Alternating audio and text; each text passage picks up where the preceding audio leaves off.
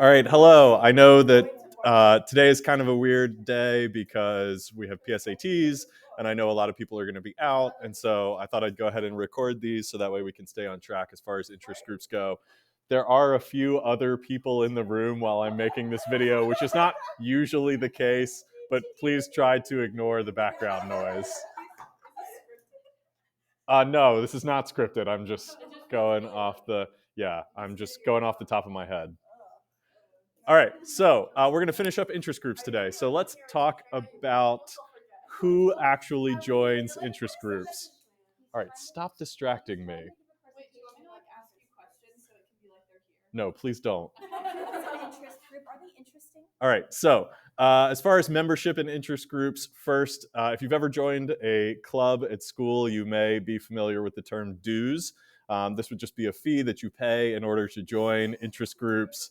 And then who actually joins interest groups? It probably will not surprise you to hear that people are more likely to join interest groups if they are older, if they are better educated, and if they have higher incomes. That's generally true of people who participate more.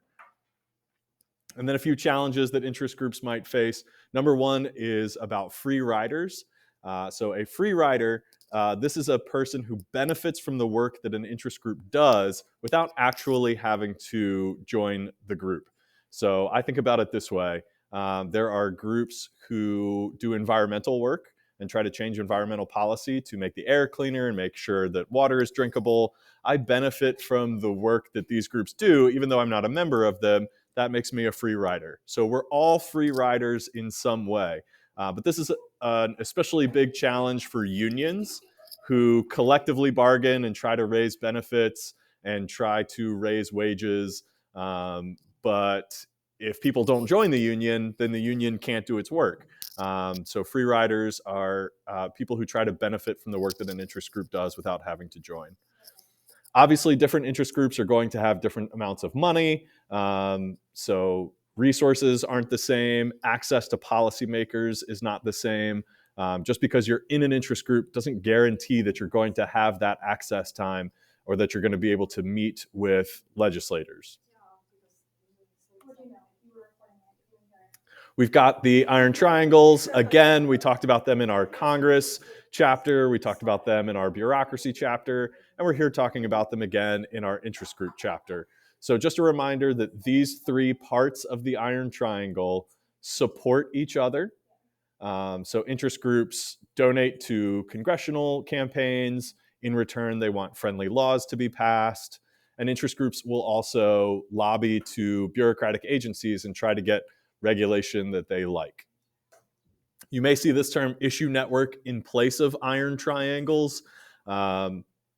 It can just kind of be used interchangeably. Issue networks can include more parts. So it might include the media or business interests or academia, things like that. So it's a little bit more of a flexible term. Usually when College Board mentions one of these terms, they put the other ones in parentheses. So if you see iron triangles, you might see issue networks in parentheses. Just means you can basically use the terms interchangeably. And for the most part, most Americans feel pretty negatively about interest groups. Interest groups feel pluralist. They don't feel like they represent a majority of Americans or the majority view. They're representing a small view of just their members. And so if you ask Americans how they feel about special interests or interest groups, in general, they will feel pretty negatively. This word that I use is icky. They will feel like, no, we don't like interest groups. We feel like they have a negative influence on U.S. politics, and but they feel positively about the interest groups that they are a part of, and so they're perfectly happy to support their own interest groups. But in an abstract sense, they feel like these special interests have too much power. All right, and we'll conclude by talking about some strategies that interest groups engage in. Of course, they make contributions to campaigns through their political action committees. They will endorse or rate candidates. So they might give them an A rating and say, we really like this candidate, or a B rating. Oh, we sort of like this candidate. They're okay. Or maybe they give them an E or an F and say, no, we don't like this candidate. They are against us. Or they might endorse a candidate ahead of an election and say, this is who we want our members to vote for. This word, grassroots, just means you're trying to mobilize your members on a large scale. So grassroots means you're getting your ordinary everyday members to write letters or make phone calls to members of Congress, or maybe organize a protest or a rally. You're trying to have kind of big involvement, make a big show of lots of numbers. This word, coalition, is different interest groups working together toward a common cause. So an example of coalition building, when there was a Supreme Court justice being nominated, and he was facing Senate confirmation. His name is Brett Kavanaugh, and there was a lot of tension around his nomination, a lot of controversy. And so you had different interest groups who were campaigning and trying to raise awareness against Brett Kavanaugh, groups like the NAACP and NOW, which is the National Organization of Women.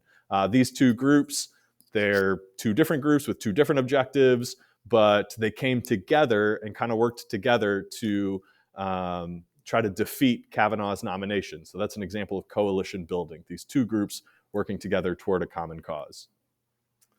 Litigation just means using the court system.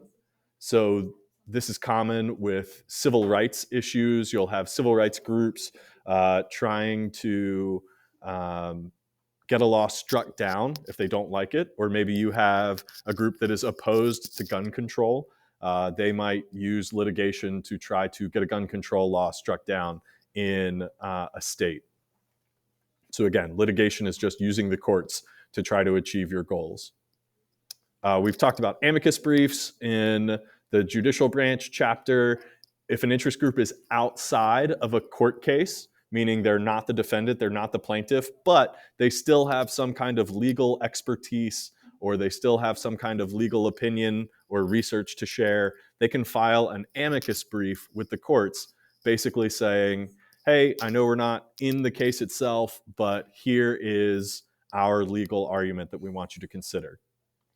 And then after an election is over, interest groups might engage in lobbying. So the election has happened, and now the interest groups, lobbyists, are going to meet with elected officials and say, here's the laws we want you to pass. These are the policies we want you to support. These are the ones we don't want you to support. And again, that kind of thing is going to take place after an election has already happened. So that's all for interest groups. Pretty quick. We only had a little bit left to do. And next time I see you, we will go ahead and start into our media chapter. So I will see you then.